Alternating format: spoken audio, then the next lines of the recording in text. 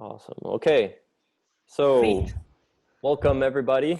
My name is Lanzo Luconi. I am the founder and director of the Costa Rica Piano Festival, and today we have another episode of The Art of Improvisation.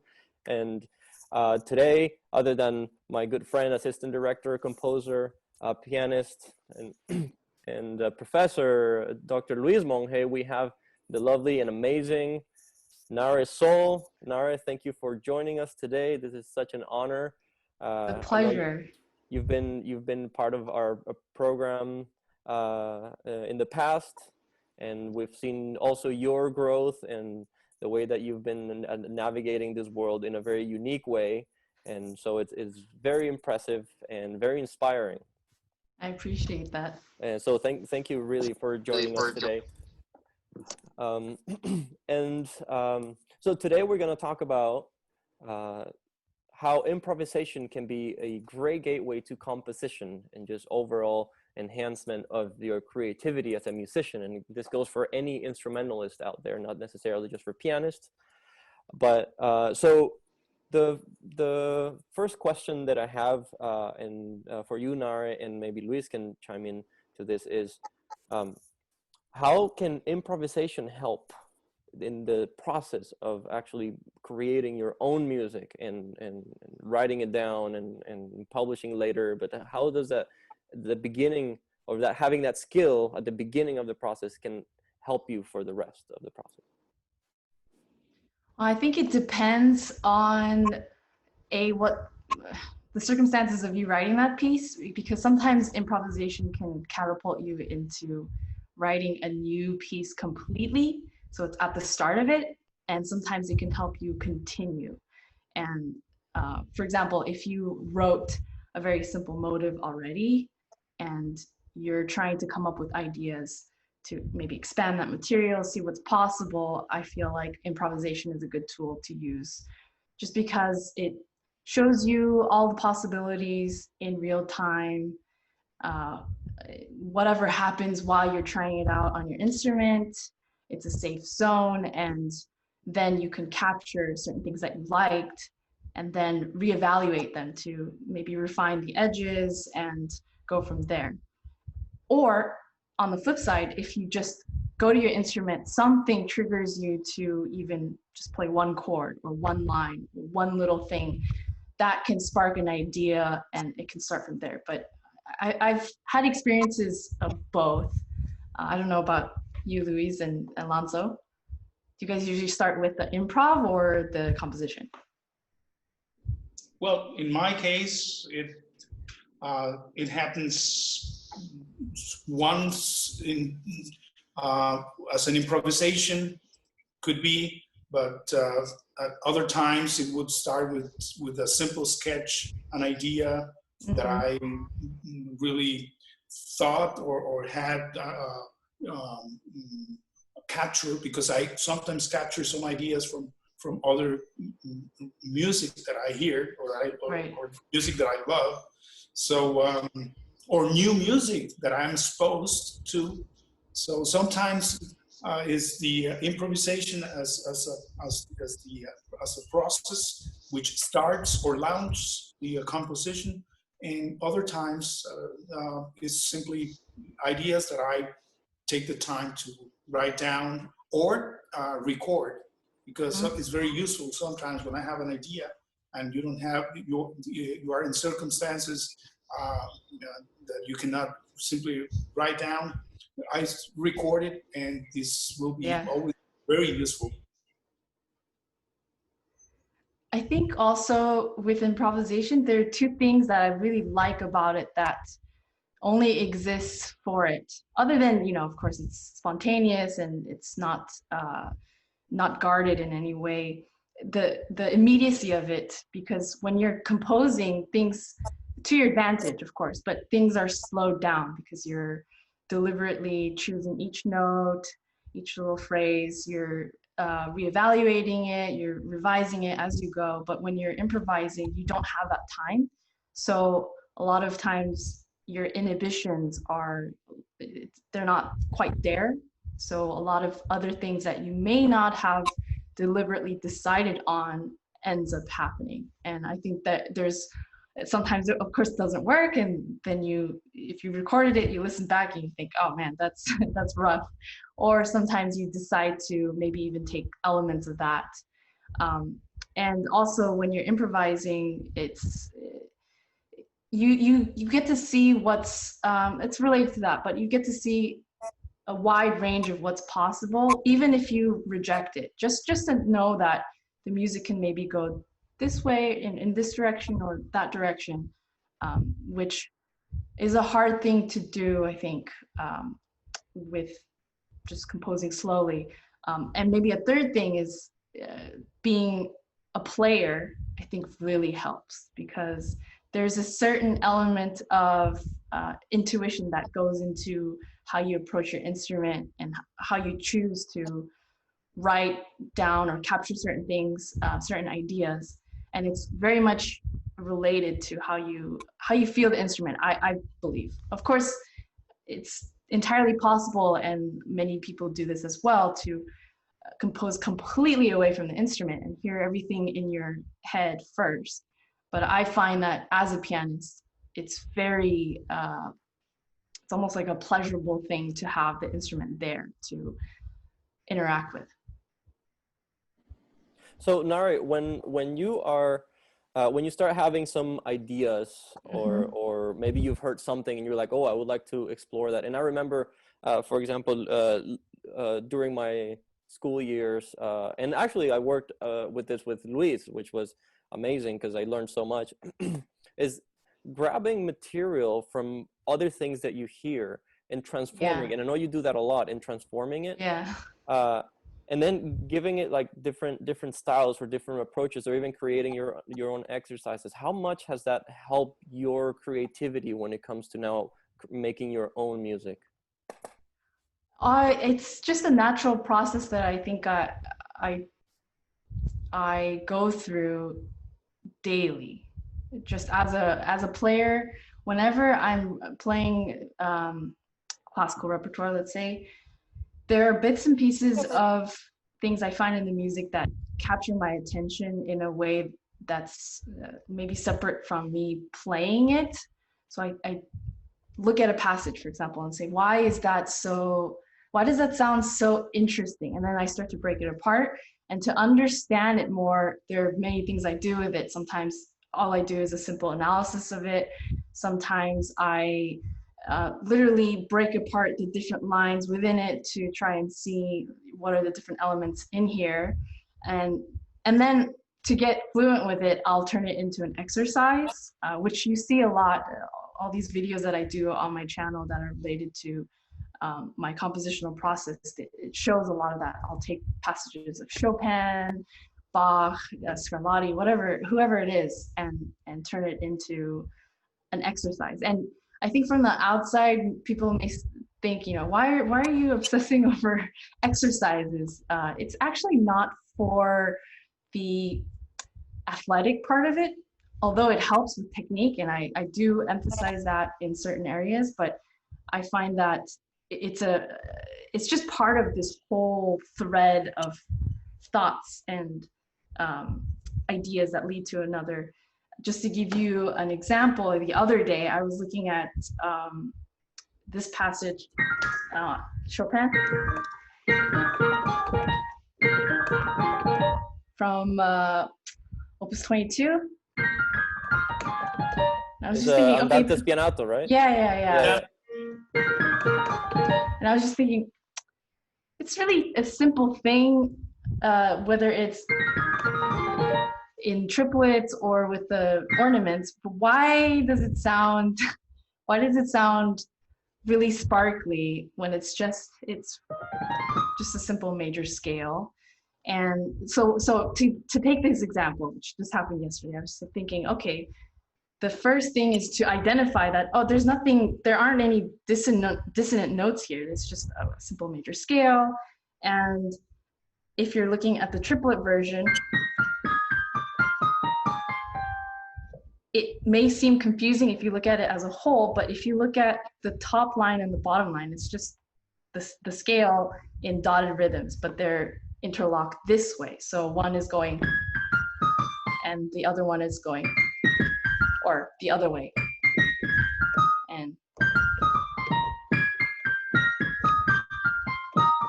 I explained that incorrectly, but you see the point.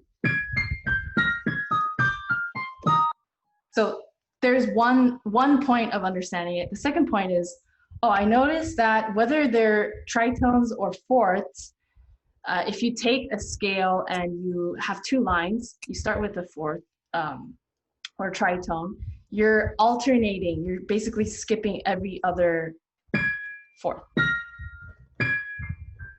Fourth, fourth, fourth, fourth, right? And then, in understanding that, now I have another point of just, I guess, clarity. Then I can apply other modes, other scales to this, you know, if just a simple,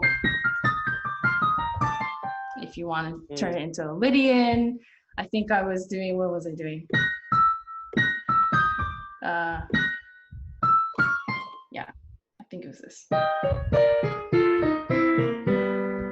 Now that's applied to a diminished scale. So now it's different, and then that turns into another idea. And usually, I mean, this hasn't happened yet because it was just yesterday at the end of a practice session.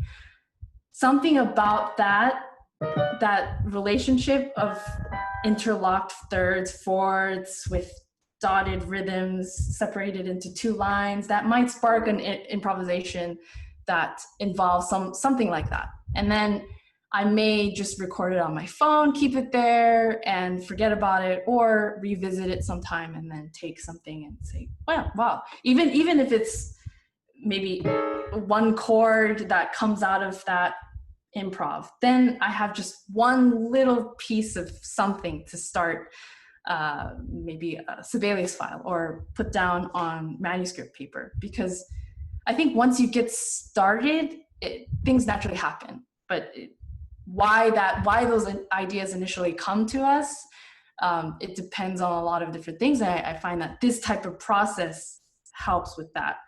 I can think of other examples of pieces I've already written, like I don't know if it's been a while, but that's part of an etude for left hand. And this really just, this idea came from a very simple exercise that I derived from an etude by Stravinsky that I was practicing. So this etude in F sharp major, there's a part there, let me see, here, that I always have trouble doing this. It's a simple spread triad, interlocked and arpeggiated, but I can't, it's always difficult for me. So I decided I want to work on this, but I'm getting bored just repeating this over and over and over again. So I like to spice things up, switch things around. So I created an exercise, which I don't really remember now, but it went something like this.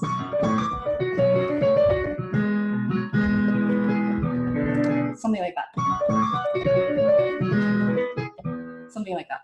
And I would kind of cycle it through keys or stick to one mode.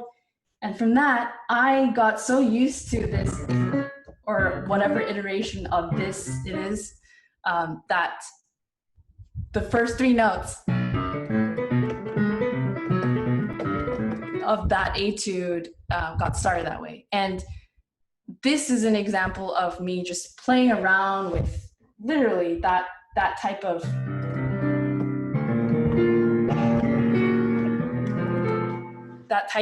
figure. And I would have to go through my files to really check this, but I had different iterations of little mini spontaneous improv sessions at the end of me practicing that exercise, because I think a jazz musician friend of mine put it really nicely when he said, improvisation really happens nicely when you've exhausted certain ideas and you're craving to expand beyond that. And so that a similar thing happens when you're practicing a little thing and you get tired of that, so you exhaust that portion of it, then you move on to something a little more creative. You created your own exercise, you're exploring different keys, different modes, different iterations of that. And then once that gets exhausted, because it's just an exercise, you're just cycling through keys, then something in you wants to try something else. Whether if it's a flash of a moment, like 5 seconds after you're practicing, that's more than enough, I think, sometimes to then be inspired by that enough to write something down. Because if there's not that kind of impulse, I feel like it's a hard thing to just take out a scrap piece of paper and say, I'm going to write something by starting to improvise something, or the other way around. I'm gonna write something and then improvise on it. It doesn't work that way for me.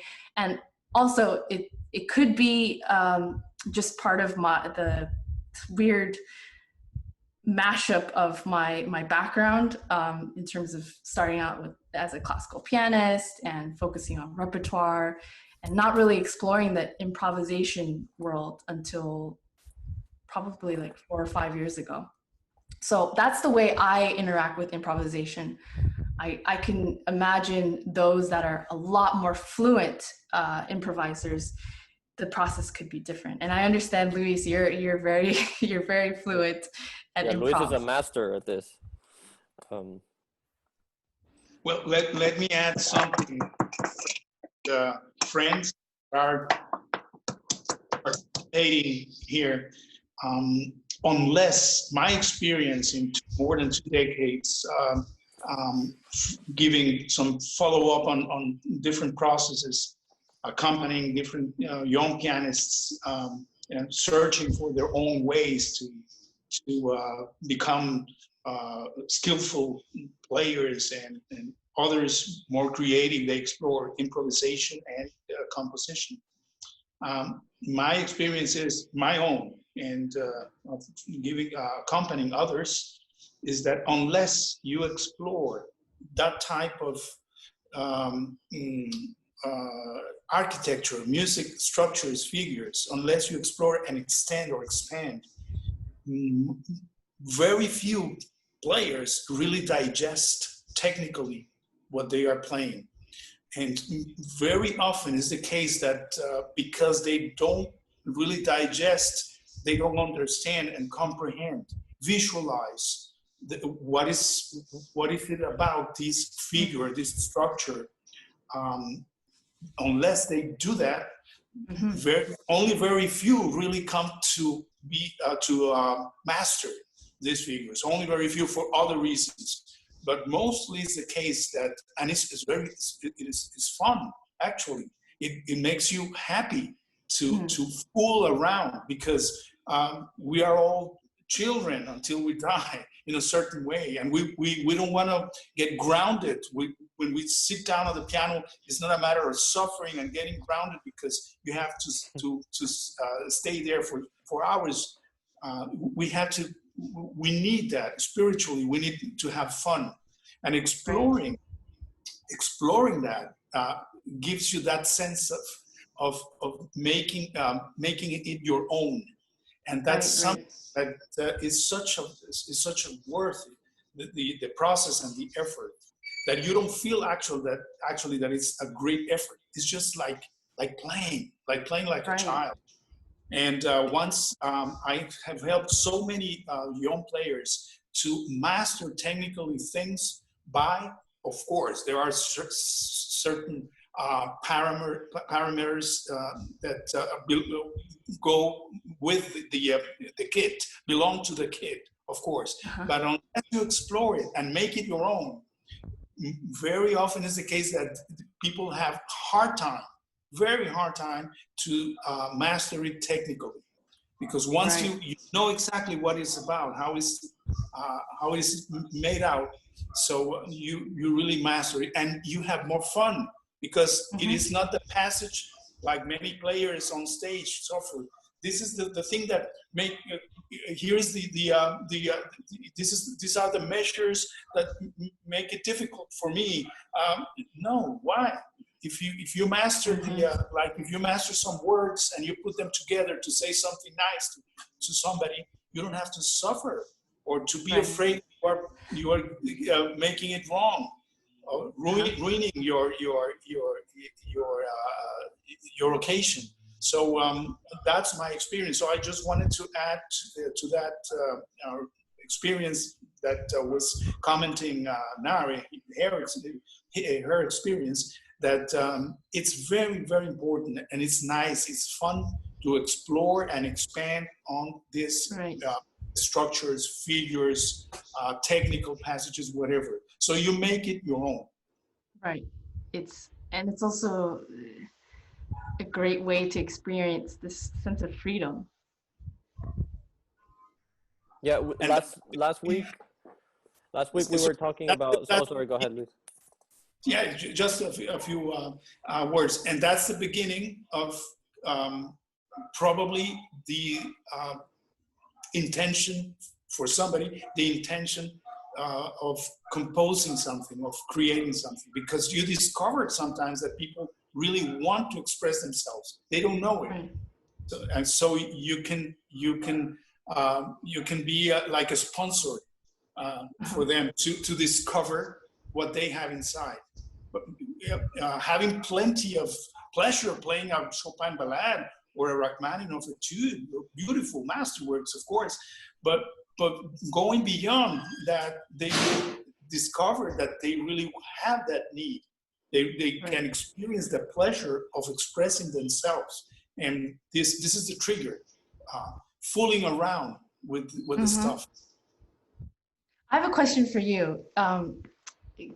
If you're going through a process of just experiencing freedom and exploring these different ideas, fooling around, improvising, and maybe you have a recording of that captured, and when you're revising it, there's something that you want to revisit, what do you normally, are there common things that happen from time to time that you want to change?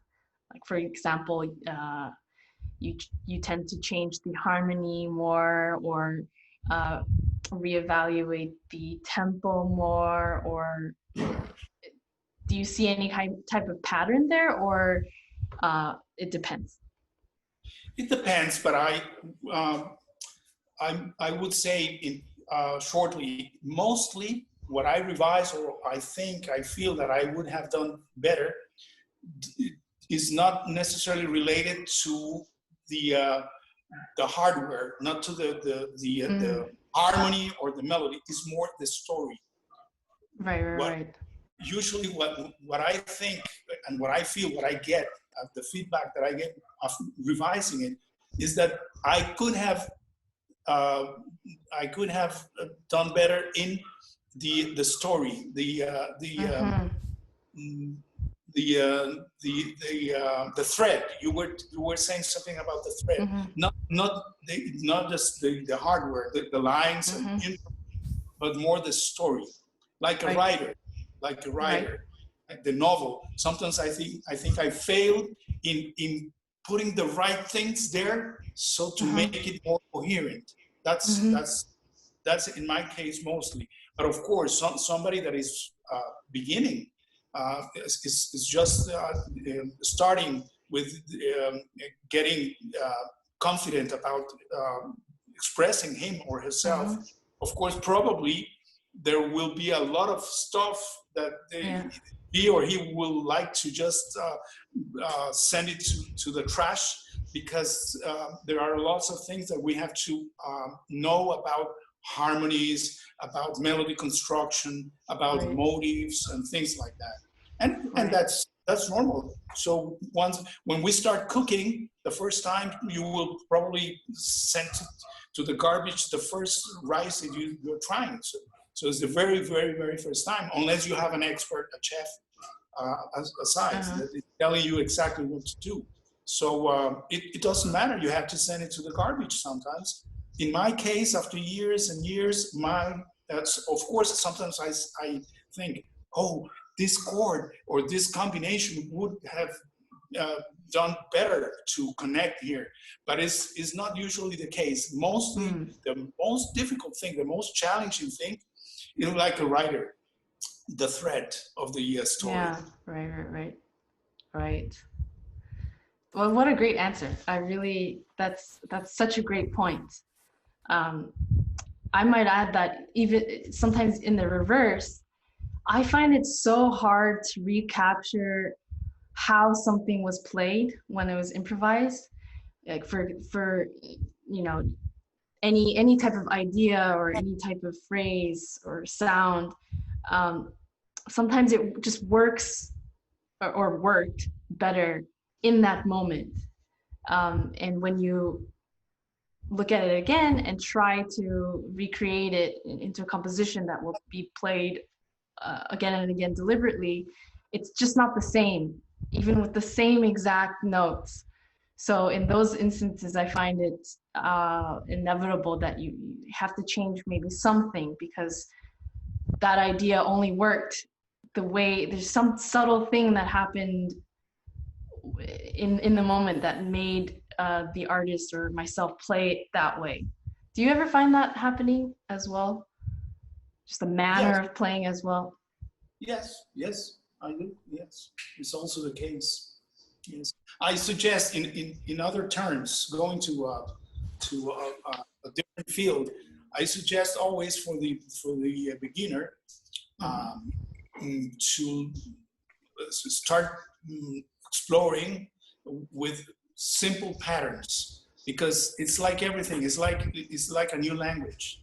You cannot think you can really develop a conversation fluently unless you have some words, some expressions, and some patterns, which is actually in musical terms also is just patterns, musical patterns, structure, simple structures. So don't think that just because you are not so free that expanding throughout the keyboard, 88 keys, and doing everything, using every single key, that you are not fulfilling the task. I mean, you're not achieving the task. Right. You are, in the way that it's a very simple pattern. Whatever pattern, it's very simple. Just play.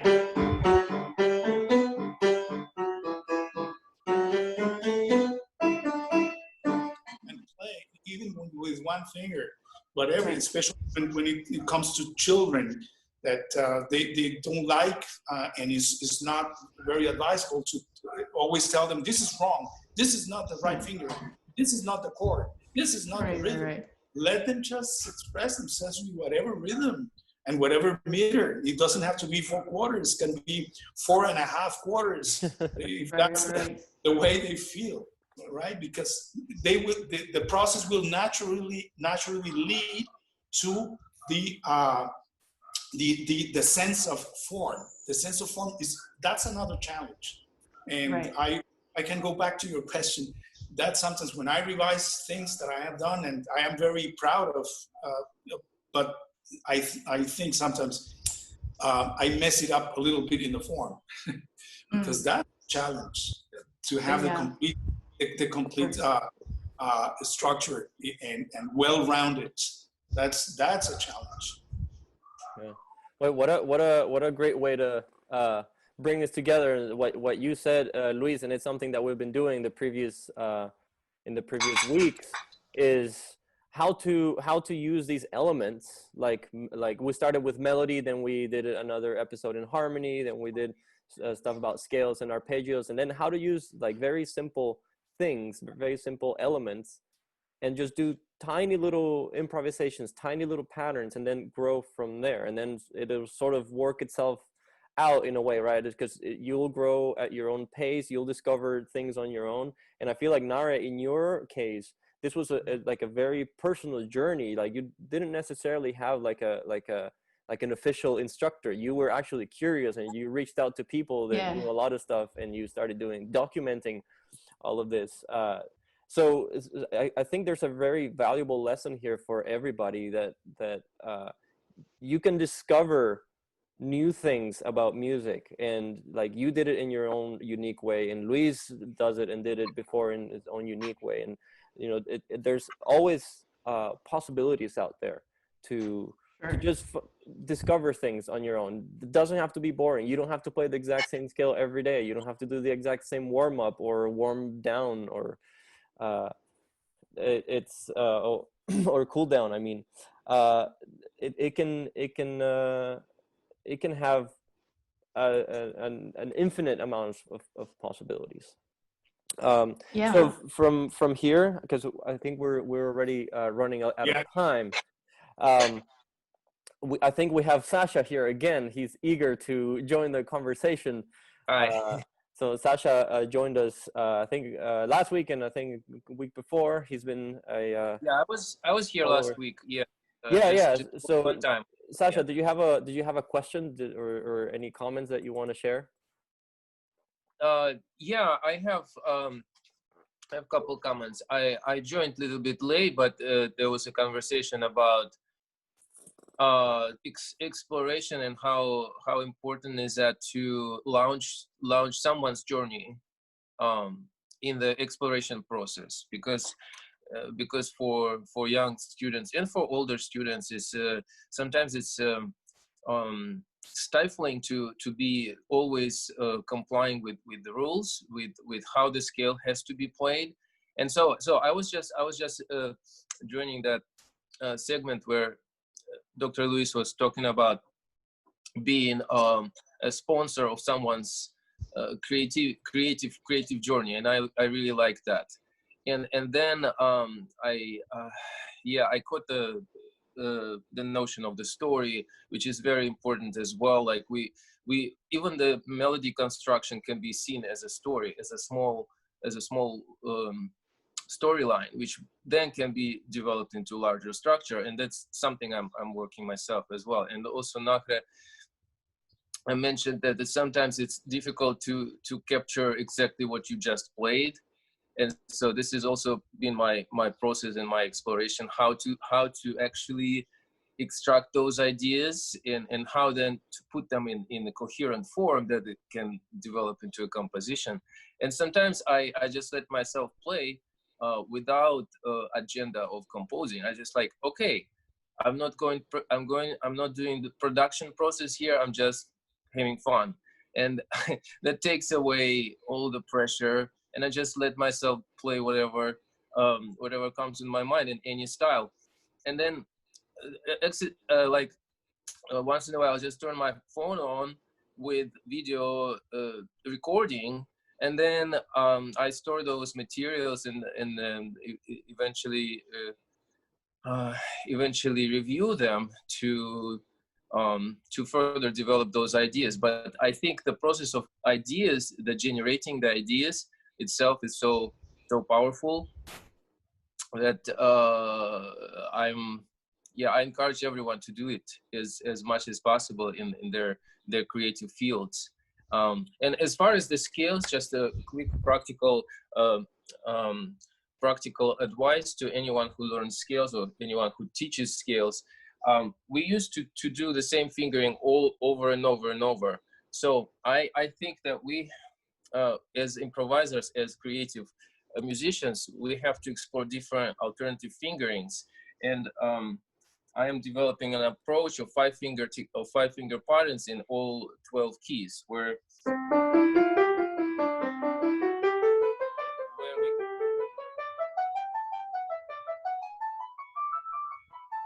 and so we go from one key to another through the leading, going through all 12 keys, using 5-finger technique on each in each position, including the black keys, which sometimes is taught as inappropriate to use the thumb on the black keys. But I think it's totally acceptable, and we should learn that, and we should teach that as well. So these are my comments. Well, thank you, Sasha. I think this is one of the things that Nahre was talking about earlier, like how just experimenting with little things, sometimes you think it has no actual purpose, but in the end it sparks something, and then that little thing would turn into your next work, or it would turn into your next composition, or it gave you extra joy that in that one practice session. which can improve your motivation and your overall creativity. It just gets you excited. So there's only benefits to all of this. We have another question here from and as I say, Jacqueline. Oh no, she's just saying, thank you for inviting Nahre Sol today. Very inspiring. Thank you. Yes, indeed, yes. Indeed. We it's not because she's a friend and she's a very good musician. It's because we should listen to her clips and videos. That will certainly expand and enhance everybody's musicianship. She's a very, very talented. Thank you. Yeah, I love Appreciate everything it. I've heard. So everybody here, we are having a very special time, not only sharing all these things, but having as a special guest Nahre Sol. I welcome Thank that. you. It's such a so interesting and such a pleasure to speak with you all about this. And going on Lanzo's point about how I started all of this without a formal teacher to guide me with these things. I think if you just go through my archive of videos, now there are over 150 maybe, maybe even more. You can really see the progression of my approach to improvisation, or how I use it, how I understand it. And although there's a part of it that is to my disadvantage because it's so fragmented, you know, I'll explore one genre one month and ask a bunch of people how they approach their genre.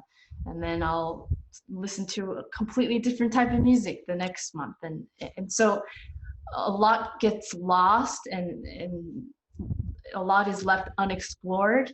But through this process, I've just learned that there's just so many different ways of doing this. And Luis, you put it beautifully that it really depends. And it ends up being a personal way that you approach it. But I find that that's a freeing thing, just to see some people, they love and prefer to improvise with a very strict form and a strict set of harmonic changes. Some completely no, and in some parts it's a mix of both.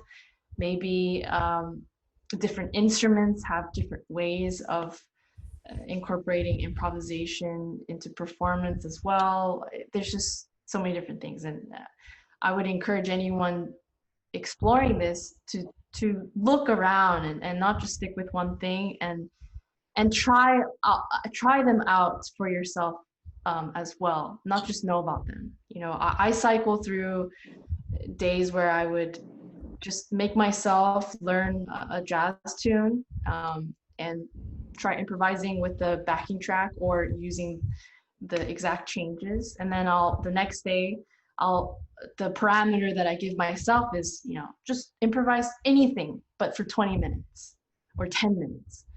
And then the next day, improvise anything, but you must always use, you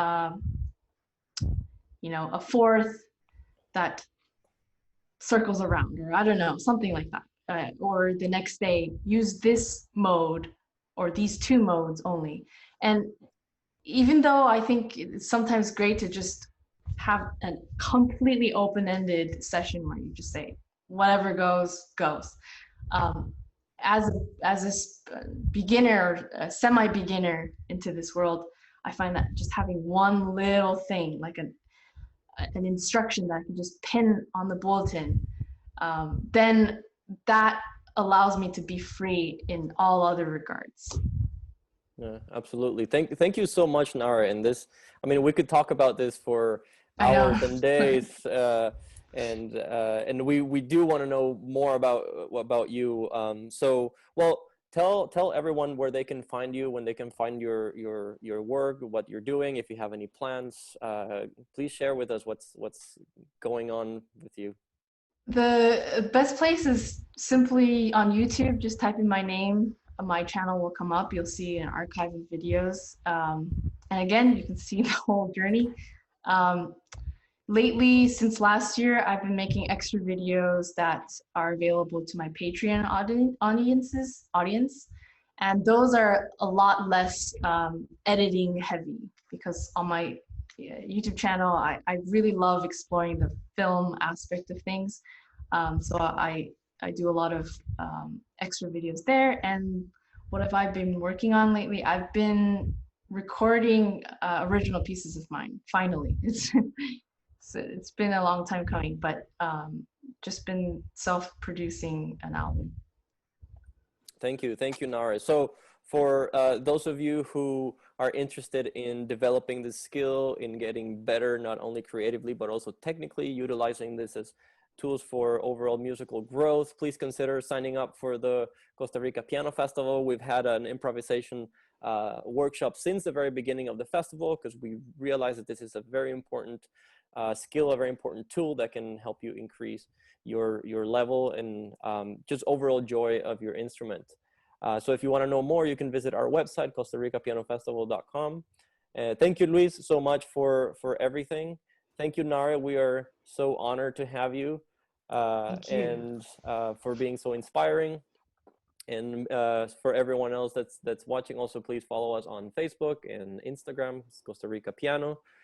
And this is the last week for the registration of the festival, so take advantage of it. And I hope to see you guys in a couple of weeks. The festival will take place from July 13 to 18. So Nahre, you're invited if you want to just drop by and see what's going on. Well, I think we'll leave it here. Thank you everybody for joining us. Thank you, Sasha, and thank you everyone else who asked questions. I had a bunch of other questions on Instagram, but our time is up, and maybe next time we'll get to them. All right, everybody, thank you so much, and see you next week for our last episode. Pura vida.